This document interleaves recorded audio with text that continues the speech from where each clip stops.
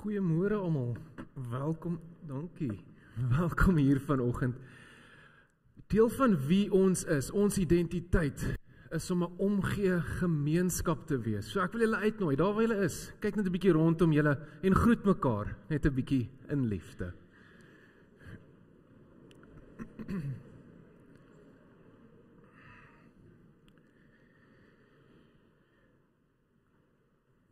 Vir ons afkondigings vandag, net so 'n paar enkele sake wat ek wil uitlig.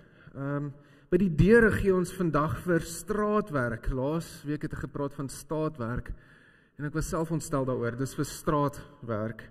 Volgende week gee ons vir nuwe geloofsgemeenskap ontwikkeling. Dan 5 April, volgende, dis oor 2 naweke, het ons die Paternoster Bazaar. Dit gaan by die Paternoster Hotel wees, asseblief kom kuier vir ons daarso op 5 April. En dan ons senior volwasse byeenkoms, hulle het hulle bingo oggend nou donderdag. Dit is die 27ste Maart, donderdag, 10:00 hier in die pastoriesaal. Almal is welkom. Ons fokus nou natuurlik op die pensionarisse. As jy daarso wil kom, bevestig asseblief jou plekkie by Suselna. Haar nommer is in die blaadjie. Dan 2 enkele goed wat nou nie in die briefies is nie, is dat ons as gemeente is in 'n oorgangsfase en deel van dit is dat binnekort gaan ons 'n kerk-app, die Afrikaans vir 'n app is 'n toep. Ons gaan 'n kerk-toep hê wat gaan lewendig gaan, waarop al ons kommunikasie dan gebeur. Is baie soortgelyk aan die bronblad waarin ons klaar gewoond is, behalwe nou gaan jy 'n icon hê wat op jou foon is. As jy daarin gaan, dan gaan al die inligting daar wees. Meer inligting sodra ons dan lewendig is. En dan wil ek ons net herinner, volgende Sondag aan die 30ste het ons Praise and Worship Night. Dit is ons eerste ene, soos ek al gesê het, dis 'n tiener wat na my toe gekom het en gesê, hy het hierdie droom en ek het gesê, dis 'n pragtige droom, ek wil net hê daar moet koffie wees. Sy is reg. So asseblief kom daar, so ons begin 6:30 en die hele fokus van die aand is om net 'n bietjie saam te sing. Dit vir ons afkondigings. Ek wil ons nooi, kom ons staan en sing ons 2 liedere saam. Eers 'n kinderlied en dan nog 'n lofprysingslied. Kom ons staan en prys ons die Here.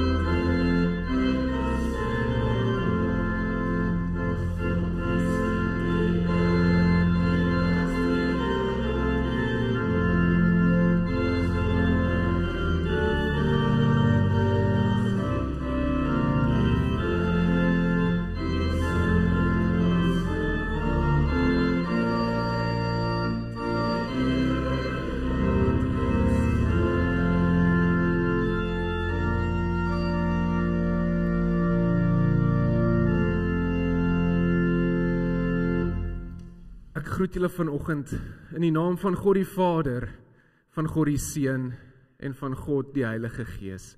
Welkom hier vanoggend. U kan maar sit.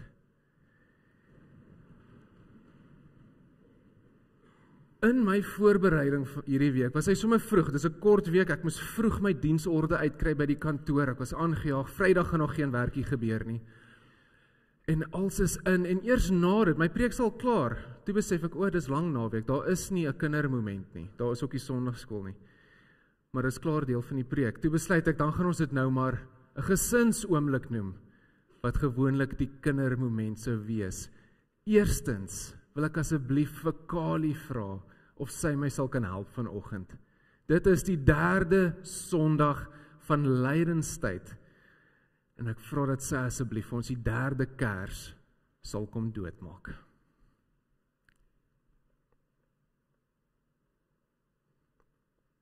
Baie dankie.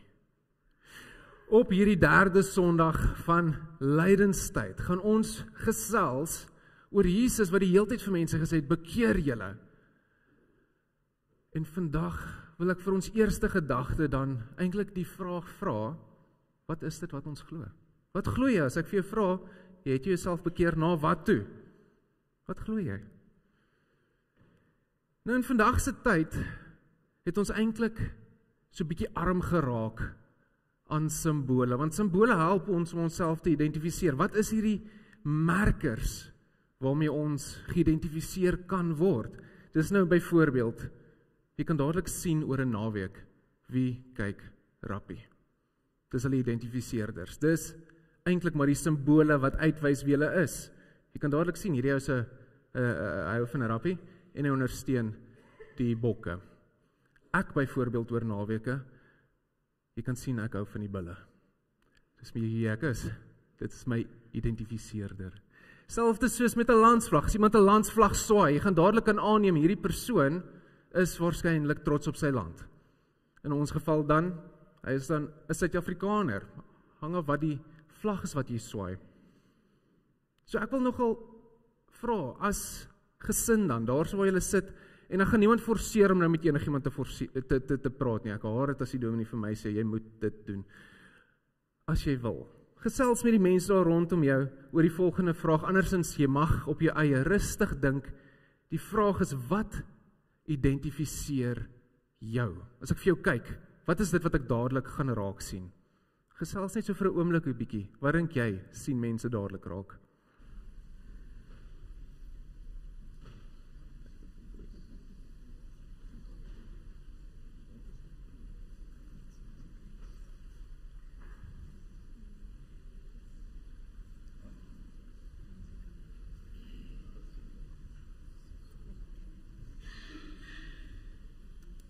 Dit is nogal interessant dat mense kan van party mense se kleredrag af net aflei wat is hulle stokperdjies. Byvoorbeeld mense wat 'n passie het om te draf.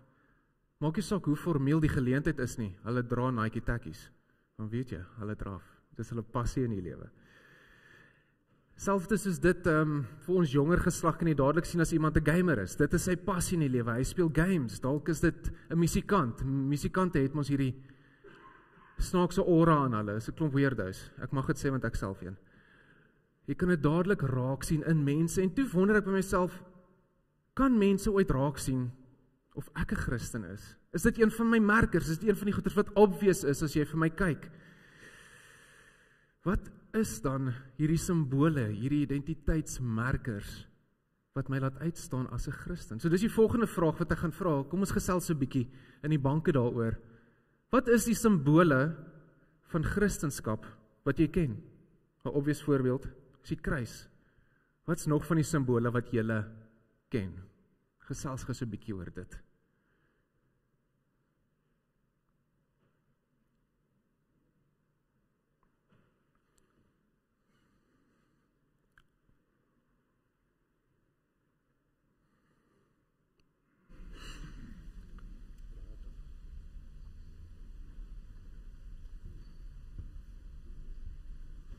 Ja, vandag se kerk soos ons hom ken het eintlik maar arm geraak aan simbole. Dis ons eie skuld. Met die tyd van die reformatie toe het ons regtig die baba en die badwater en alles weggegooi, want ons was nie seker wat om te hou nie.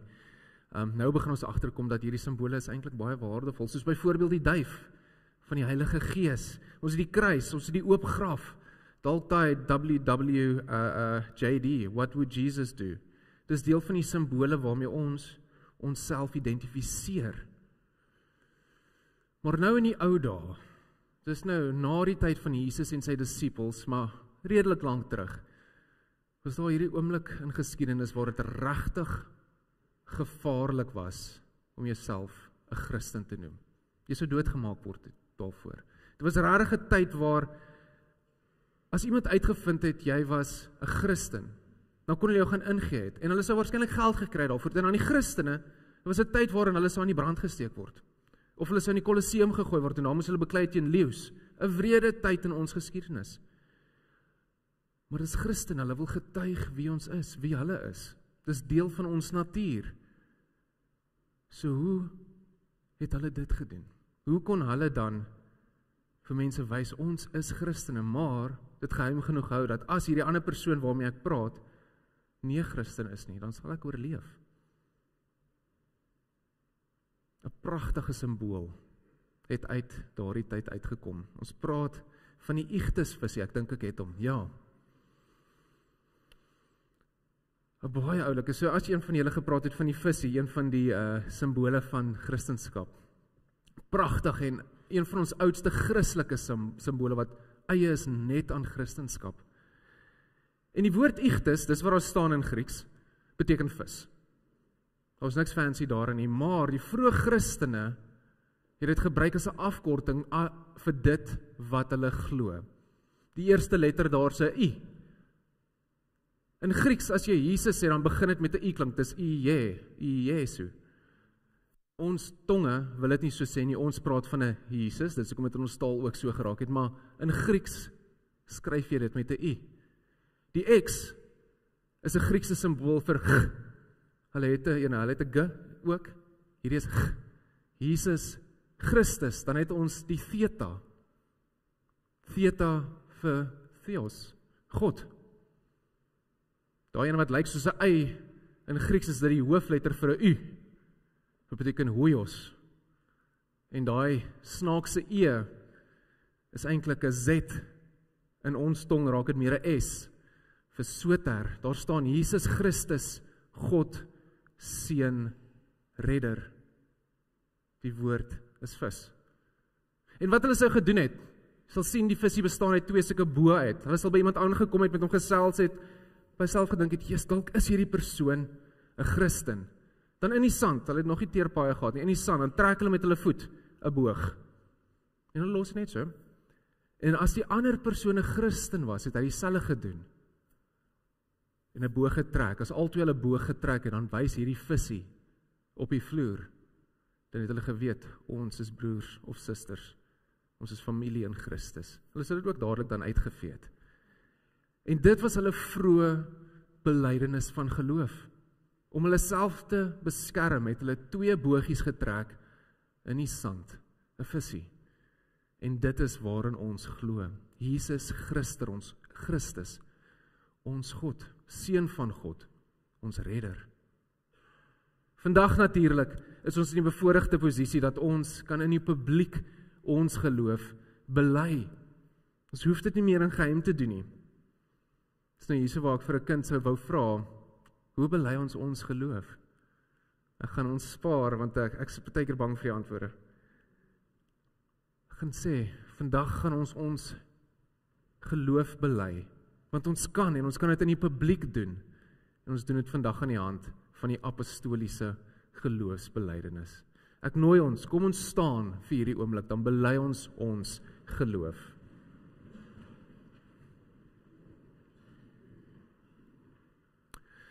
Ek glo in God die Vader, die Almagtige, die skepper van die hemel en die aarde, en in Jesus Christus, sy enige gebore Seun, ons Here, wat ontvang is van die Heilige Gees, gebore is uit die maagd Maria, wat gelei het onder Pontius Pilatus, gekruisig is, gesterf het en begrawe is, en ter helle neergedaal het, wat op die 3de dag weer opgestaan het uit die dode, wat opgevaar het na die hemel, en sit aan die regterhand van God, die Almagtige Vader, van waar hy sal kom te oordeel, die wat nog lewe, en die wat reeds gesterf het.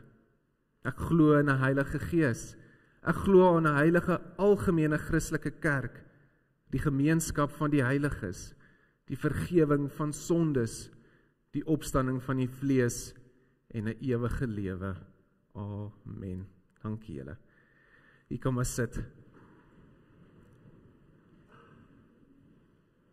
Terwyl ons so sit, gaan ons 2 verse sing van O Heer my God. En terwyl ons so sing, vra ek vir Johan en Megan, sal julle begin gereed maak, dan kom ons vorentoe. Kom ons sing saam almal.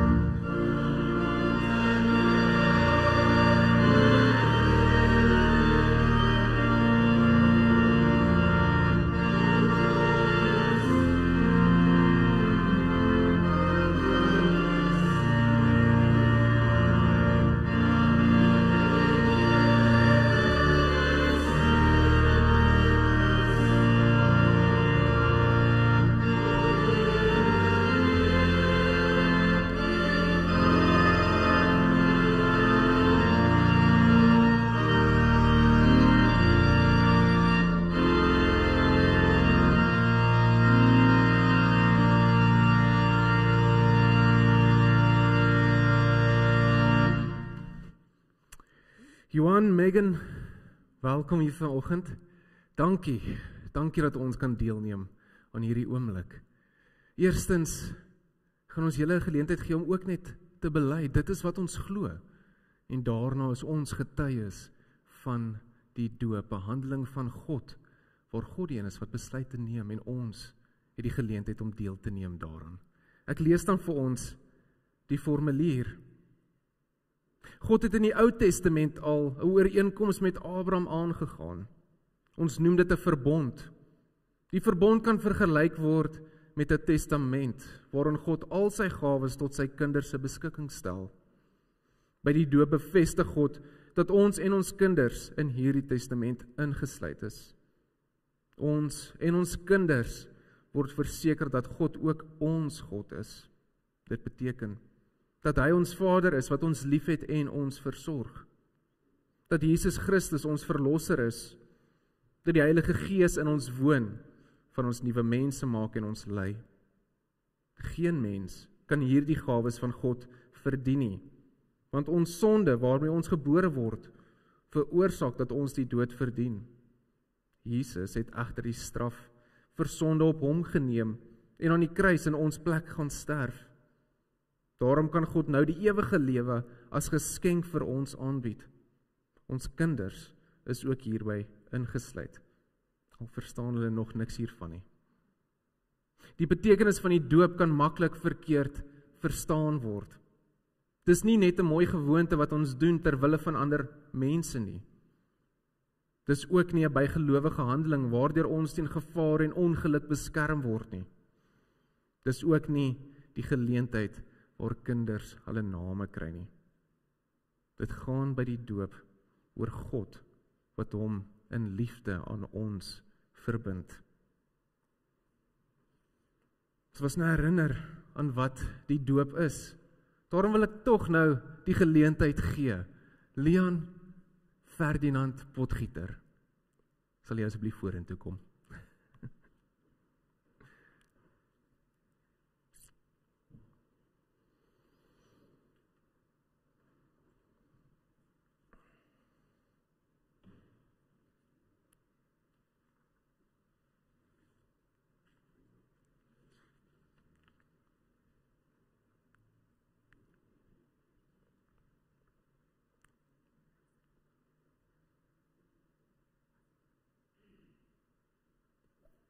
Daar is hy.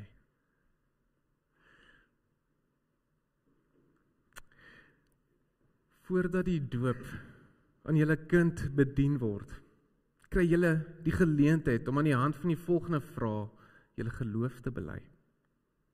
Glo julle in God die Vader, wat julle versorg, bewaar en liefhet?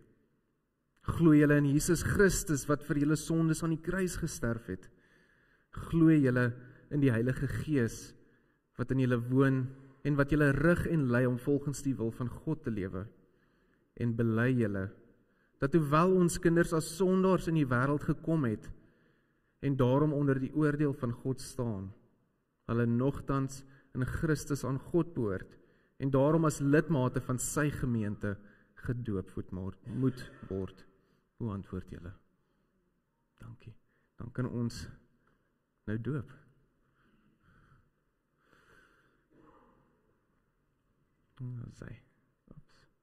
Ag Leon, die lewe gaan nog met jou gebeur, maar die Here is saam met jou, hy beloof dit.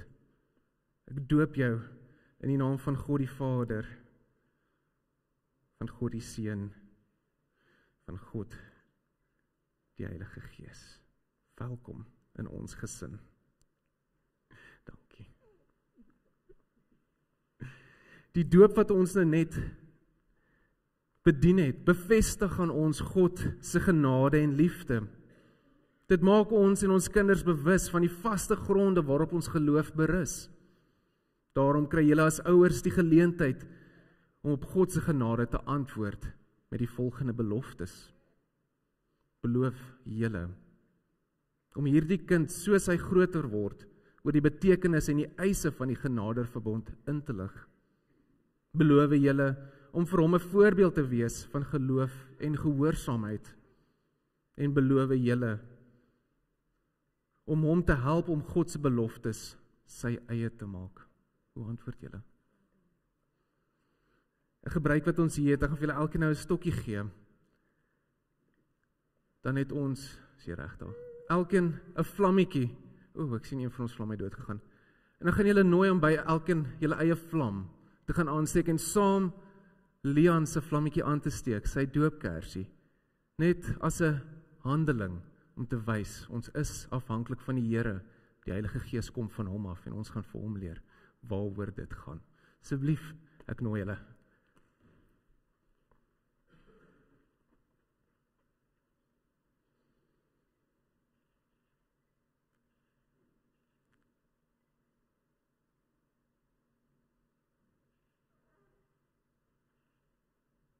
Daar is hy, baie dankie, kan my net so neersit.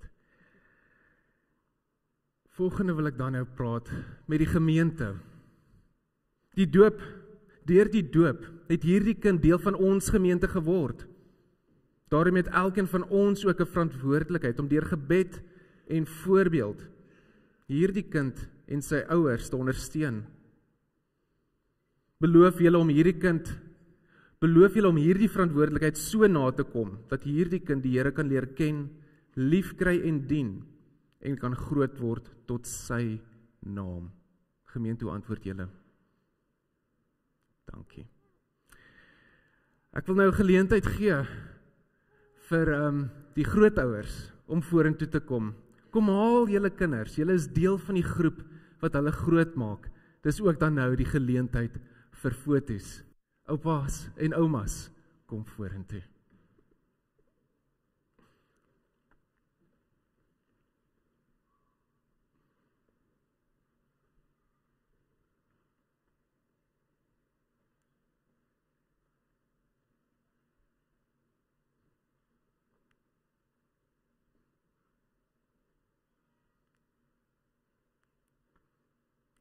Wat sê?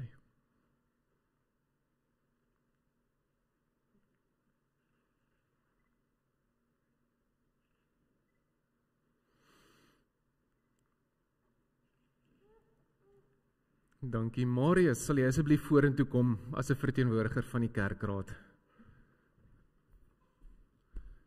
Waar is hy? Familie, dankie dat ons kon deel wees hiervan. Ons is saam met julle in hierdie gaan met die Here se seën. Dankie julle. Julle kan maar gaan sit. Baie dankie.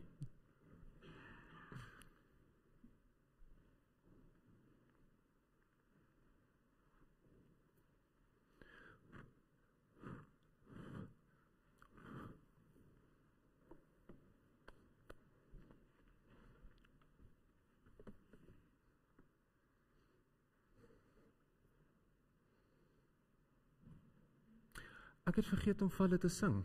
Het ek die lied, die seënlied ingesit? Ag Here, ek vra om verskoning. Daar waar ons sit, as julle gemaklik genoeg is, asseblief steek julle hande uit. Baba Leon is agter in die babakamer. Kom ons seën hulle as gesin in ons gesin in. Kom ons sing saam julle.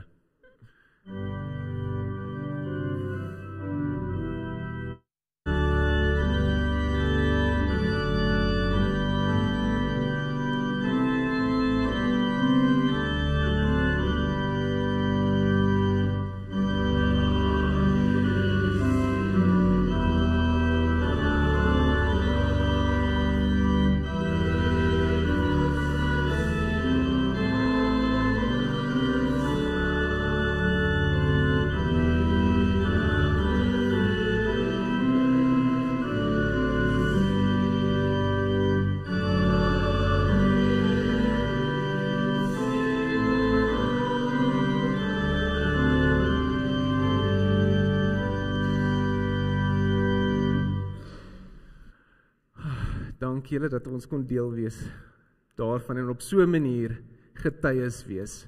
Kom ons staan, ons sing ons nog 'n enkele lofsang saam. Hierdie lied is Lofsing die Here, vers 1, 2 en 4. Kom ons prys die Here se naam.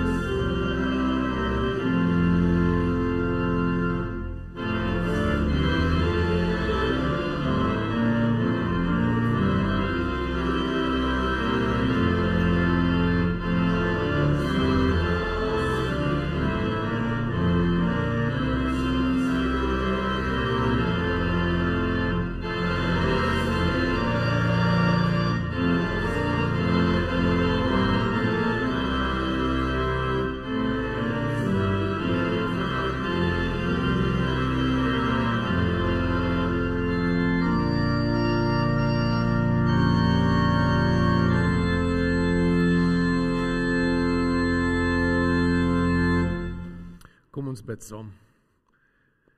Ons Here, dankie. Dankie dat ons nou as getuies kon optree na iets so pragtig soos die doop. Seën asseblief hierdie gesin wat vandag hier voor U kom staan het en sê ons glo in U beloftes. Seën asseblief vir Baba Leon hoe hy verder gaan. Ons weet U beloftes stel ook vir hom.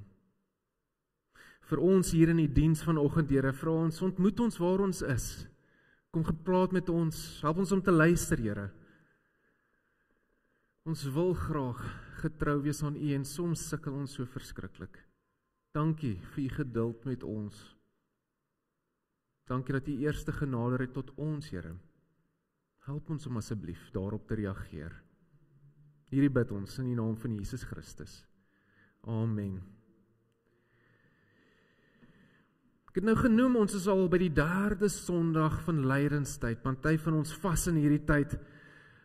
Party van ons fokus op hierdie verdieping om weer bewus te raak van ons afhanklikheid van God. Party van ons gebruik hierdie tyd om weer bewus te raak van ons eie sterflikheid. Hierdie is die lewe wat vir ons gegee is. Gebruik dit.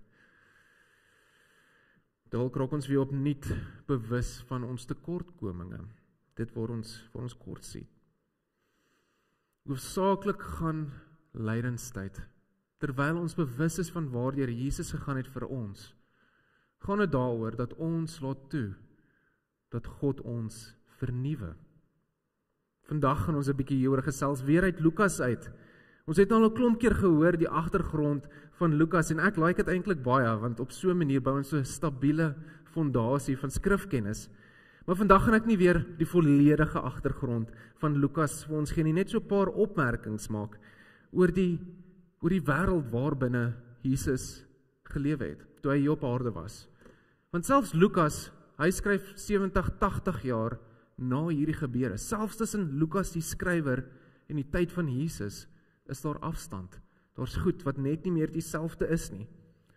So daar's 'n paar enkele goedjies wat ons daarvan kan seker wees, 'n paar feite wat ons help om die tyd waarin Jesus rondgeloop het, beter te verstaan. Nou dis 'n tyd toe Rome die wêreldmag was. Hulle was eintlik maar in beheer van alles. Dit was Rome. Maar onder Rome het hulle partykeer toegelaat dat sekere konings nog steeds heers oor sekere gebiede. Mense praat van 'n vasaalkoning. Ek weet nie of ek daai woord reg sê nie.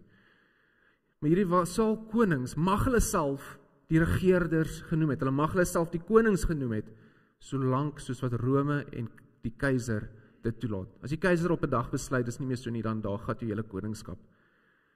Nou in ons tyd van Jesus, die gedeeltes wat ons goed ken, het ons dan die groot koning Herodes.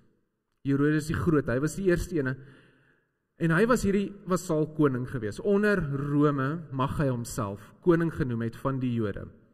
En wat so snaaks is daarvan is, hy was regtig 'n Jood, al was hy so 'n bietjie 'n karakter gewees.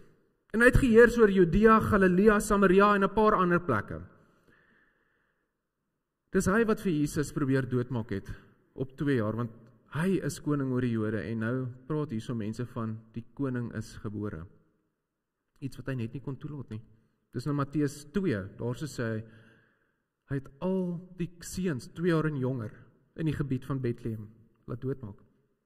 Dis nou Herodes die Grote, wat ook 'n Jood was. Hy kom uit die Edomitiese stamme uit, maar hy het groot geword as 'n Jood, so hy ken die gebruike.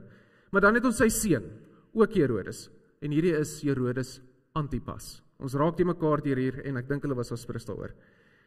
Selfs soos sy pa was hy koning oor hierdie groot area, vasaalkoning, en hy mag homself koning oor die Jode genoem het. Die keiser het hom nou toestemming gegee.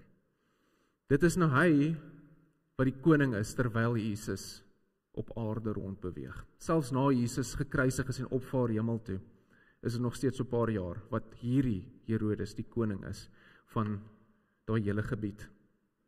Dis natuurlik hoekom hy ook geïrriteerd geraak het, want mense het begin praat van die koning van die Jode is gebore. En hier's waar ons die mekaar raak. Dan het ons vir Pilatus. Waar kom hy dan vandaan? Pilatus was die gouverneur, die Romeinse gouverneur oor die area. Hy was in bevel van die hele weermag. Hy het eintlik meer mag gehad as hierdie konings, koning Herodes en sy pa. die ander Herodes. Want as hy op 'n dag besluit het, hy wou een van hulle laat doodmaak, het hy die mag gehad. Dis Pilatus wat die mag gehad het om die doodstraf uit te deel vir Jood en Romein. Nou, Herodes het die mag gehad om Jode die doodstraf te gee. Maar ons vermoed in die tyd van Jesus, was Herodes nie in Jerusalem, daar was net Pilatus, hierdie groot goewerneur van Rome, die Romein. Dis hoekom hulle op die einde dan vir Jesus na Pilatus toegevat het en nie na die koning van die Jode nie. Dit is so 'n bietjie agtergrond wat ek dink ons kan help met vandag se gedeelte. Kom ons lees dan nou. Dit is Lukas 13 vers 1 tot 9.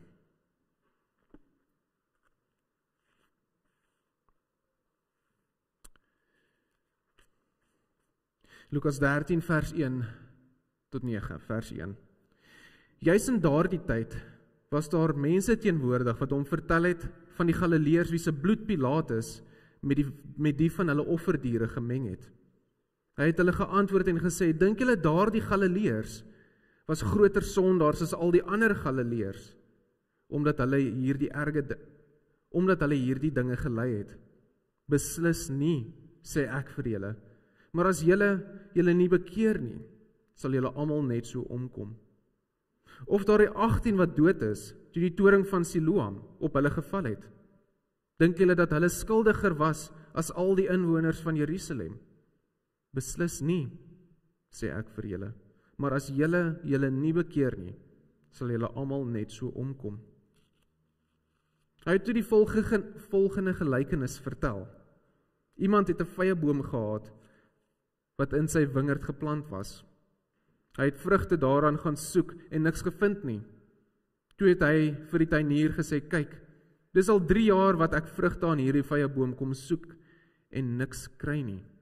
Kap dit uit. Waarom moet dit die grond langer uitput?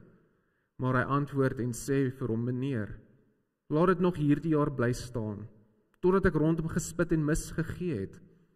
En as dit dan volgende jaar vrugte dra, goed. Maar as dit nie gebeur nie, kap dit uit. Net daardie gedeelte. In ons gedeelte vandag het ons hierdie 3 oomblikke.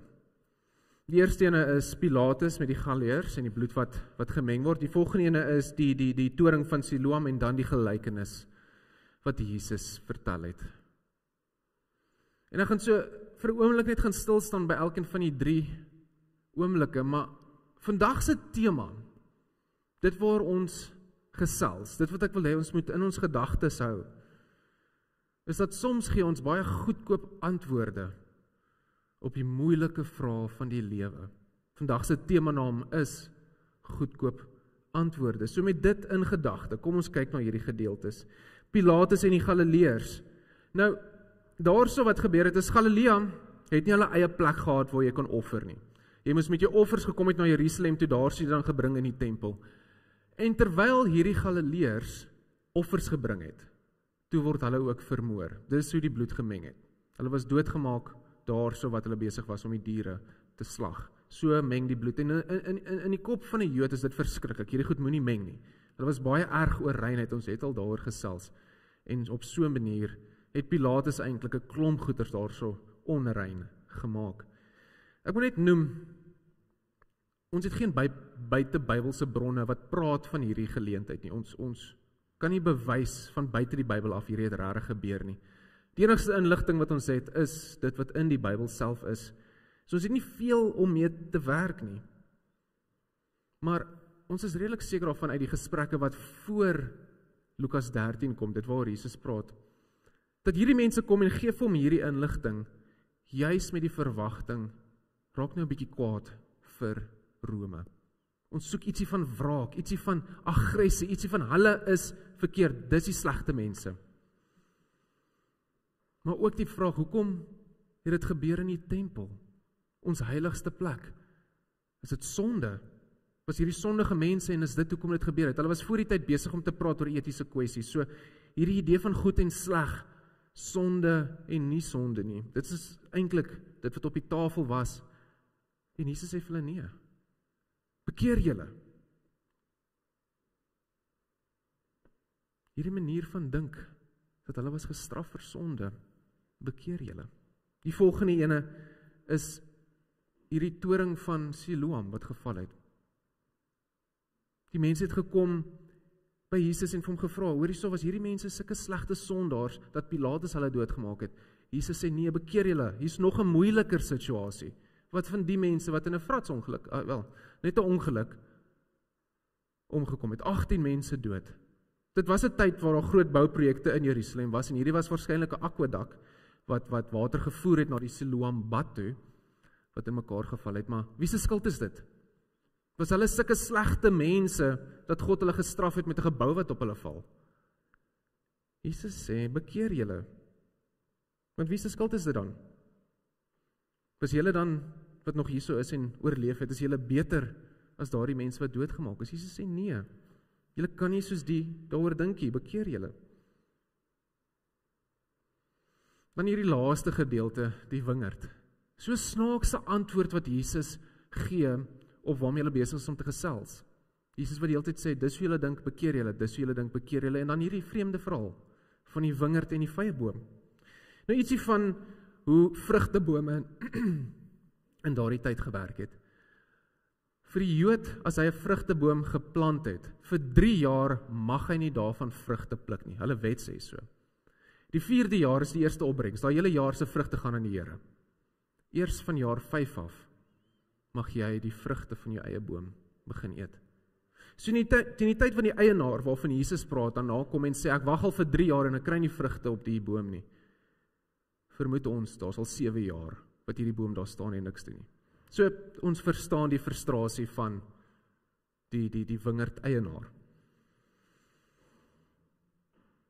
Nou, hierdie idee van wingerd, ons praat eintlik van 'n vyeboom wat binne 'n wingerd staan, maar hierdie simbool van 'n wingerd is een wat mens reg deur die Bybel raak sien. Behalwe, die wingerd is nooit regtig suksesvol nie.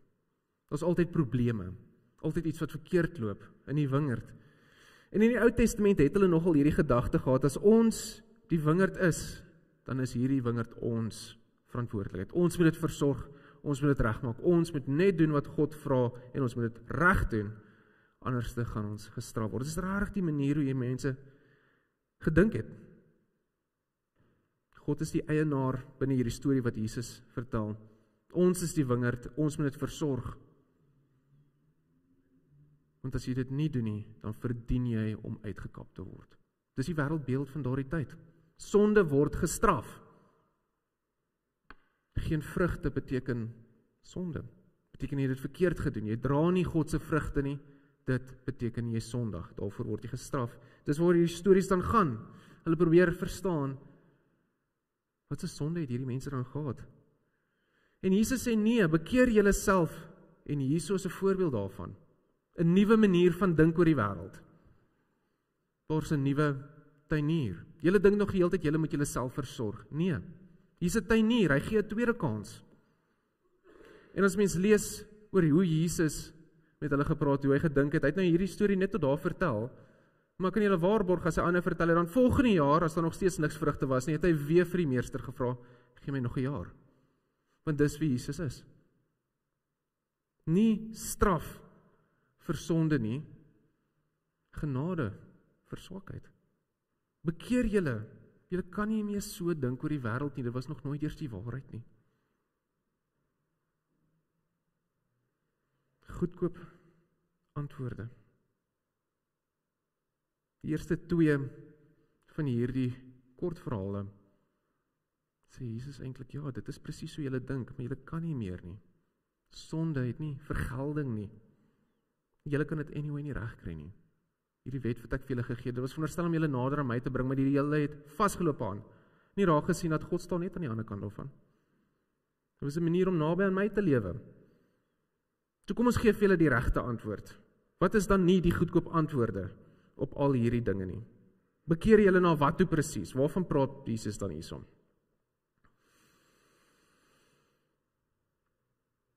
Jesus kom gee tweede kanse.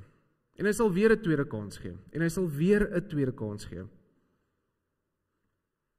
Want hy bring vir ons die genadeverbond. Dis wat ons vanoggend hier gesien het. 'n handeling van God, wat absolute liefde is. Jesus wat kom en sê, ek is die tuinier, ek sal julle versorg. Ontspan. 'n nuwe manier van dink. Nou, Jesus wil natuurlik hê ons moet vrugte dra. Natuurlik. Dis sy wens vir ons, lewe in oorvloed, 'n lewe saam met hom, vol vrede, vol liefde, vol gemeenskap met God en mekaar. Dis die vrugte. En as jy dit nie het nie, dan kom Jesus en sê, dis oké. Ek gaan jou weer bewerk.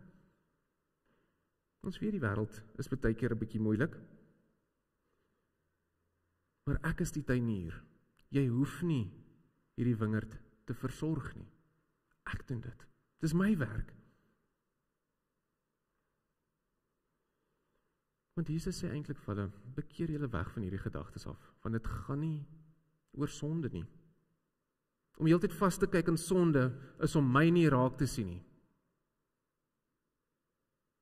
Vrugte, dis liefde, vrede, voorspoed, omgee, lewe in oorvloed. Maar bekeer julle asseblief weg van hierdie idee af, dat dit wat jy gedoen het, gaan gestraf word. Dat die mense wat daar by Siloam was, God het hulle gestraf, gesê, is beter dat julle ophou bestaan, as wat julle verder so aanhou sondig in hierdie wêreld. En in 'n manier het hulle gedink, Pilatus het God se werk gedoen deur daai Galileërs dood te maak in die tempel. Dis jammer, dit was nou in die tempel, maar sekerlik is dit hulle sondes wat daartoe gelei het. Jesus sê, nee, bekeer julle weg van hierdie manier van dink af.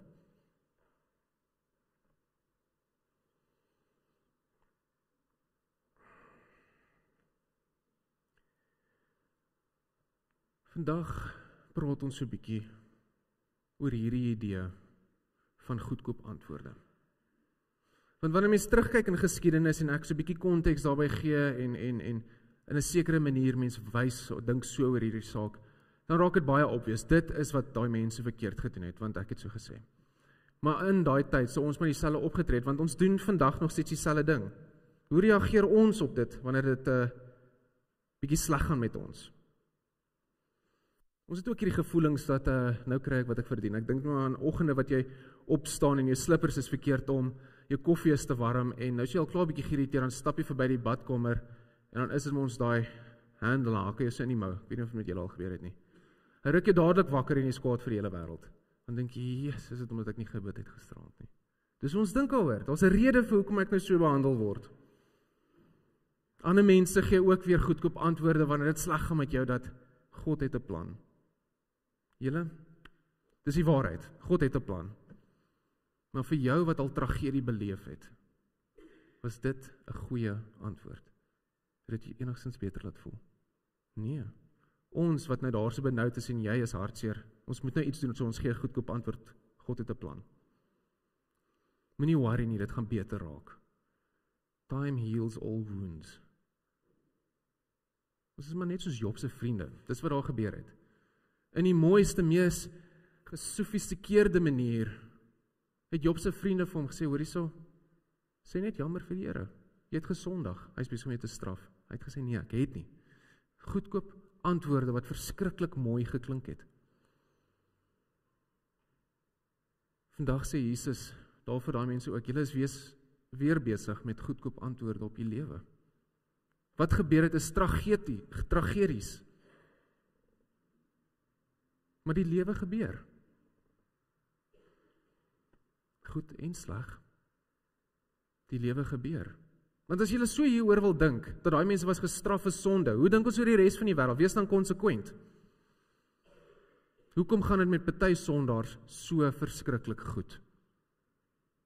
Hoekom het hulle groot families, 'n lang lewe, al die geld wat hulle ooit kan begeer? Hulle is sondaars, hulle is bose mense.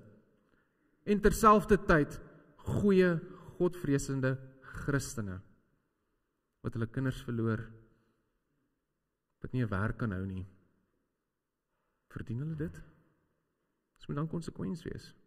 Hoe maak ons sin van so 'n wêreldbeeld?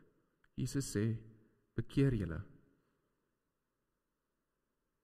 As julle 'n wingerd is, laat toe dat ek julle bewerk. Ek wil hê julle moet hierdie vrugte dra. Maar ek's die tuinier. Ek sal julle bewerk. Nie julle nie, julle kan dit nie regkry nie. En dis wat Jesus graag wil doen, dis wat hy kom doen het, dis hoe lief Christus ons het. In lydenstyd is dit presies waar ons dink. Die Seun van God, in die hemel, hy was in die teenwoordigheid van die Vader, het gekies om aarde toe te kom, weg van God se teenwoordigheid af te beweeg, selfs dood te gaan. Net sodat ons vir 'n slag naby aan God kan wees. Dis nog die hele tyd die plan. Dis die groot storie van die Bybel. God wil 'n verhouding hê met ons en ons kom in die pad daarvan. En goedkoop antwoorde is dalk die grootste rede hoekom ons ver van God af voel. Want 'n antwoord wat 'n bietjie meer moeilik is op hierdie wêreld, is 'n moeilike vraag. Is 'n antwoord van genade. Want as dit ons antwoord is, dan moet ons daarin ook konsekwent wees. Selfs die ryk sondaar, ons moet genadig wees teenoor hom, net soos die arm gelowige. Dis die sonde, dis die vrugte waarvan Jesus praat. Maar dis ook die vrede waarvan Jesus praat. En op hierdie 3de Sondag van lydenstyd nooi ek ons dat ons in hierdie week ingaan met hierdie idee. Here, bewerk my asseblief. Spit weer hier rondom my. Gooi bemesting. Help my, Here, om vrugte te begin dra. Ek is bewus van wat dit beteken. Dit beteken genade, liefde, omgee, vrede. Maar ek gaan konsekwent wees daarin. Ek sê amen. Kom ons bid saam. Ons Here, dankie vir vandag. Dankie dat ons kan herinner word oor hoe onverstaanbaar diep u liefde vir ons is. Dankie vir u geduld met ons. Dat selfs met iets so pragtig soos die evangelie wat u vir ons gegee het, sal ons nog steeds daarvan dit wil goedkoop maak. Ons Here, help ons asseblief om hierdie wêreld te begin raak sien deur u oë. Dat ons kan begin lief hê soos wat u lief het. Ons hart van genade sal hê. Here, kom bewerk asseblief hierdie tuin waarin ons staan, sodat ons u vrugte kan begin dra. En help ons dat ons nie weer goedkoop antwoorde sal soek of gee op die lewe se moeilike vrae nie, maar dat ons eerder antwoorde sal gee, gevestig in u, antwoorde van genade, liefde, omgee. Dit bid ons in die naam van Jesus Christus. Amen. En amen.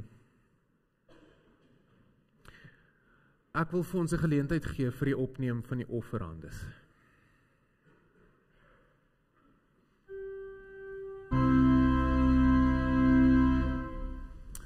Kom ons staan, dan sing ons saam lied 163, soos 'n wildspok. Ons prys die Here se naam.